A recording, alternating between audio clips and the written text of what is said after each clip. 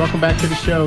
We have Ray Smith, Sandra Johnson, and Danielle Johnson, all from the Johnson Smith team. Here we're here with John Spurr, who is the Inspired Life Mortgage CEO and founder. So we've been talking about DPAs or down payment assistance programs. Can you just give us kind of a list off the top of your head? How do I compare products? Because as a consumer, they seem very similar, and we might get focused on, what percentage are they helping with, whether it's the grant you talked about or the assistance. What can I as a consumer do to kind of break down and compare products that on the surface look similar but maybe very different? The fastest, quickest way is going to be asking whatever lender you're working with who has a down payment assistance to give you a loan estimate. And let's back up one step. Make sure you're comparing apples to apples. Because a lot of times what happens is I have somebody call me and they go, oh, I have an 800 credit score and I'm going to do this, this, this, and this. Then they call XYZ lender down the street and they tell them a completely different story. Well, then nothing matches up. So make sure you're giving them the same loan amount, same credit score, same income, and ask them for a loan estimate. You want to look at, in my opinion, two numbers. What is the monthly payment and what is the total cost? That's going to be the quickest way to compare what is the best possible transaction. Then go into, is this DPA a 3-year or a 5-year repayment period? Does this down payment have a payment?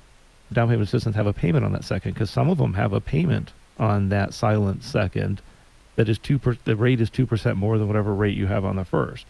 I always forget to tell you that part, and all of a sudden this other bill shows up. But for a quick glance, the loan estimate is a great place to look. What are my total closing costs? What's the monthly payment? Then start getting into the nuts and bolts of what is that term for that down payment assistance? 3-year, 5-year repayment, and does it itself have a payment? Okay. I didn't realize that. That some of these silent seconds could have an actual payment on them? Right. Yeah, yes. I did not.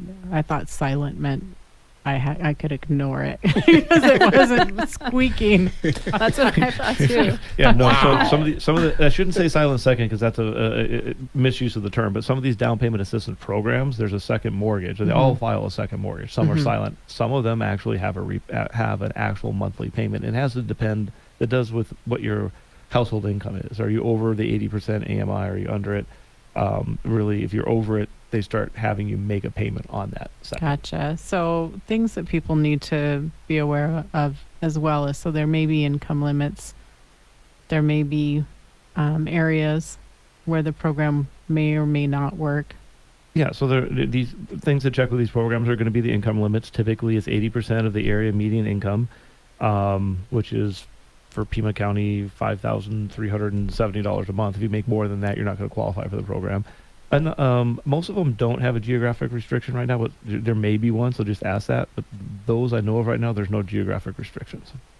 All right.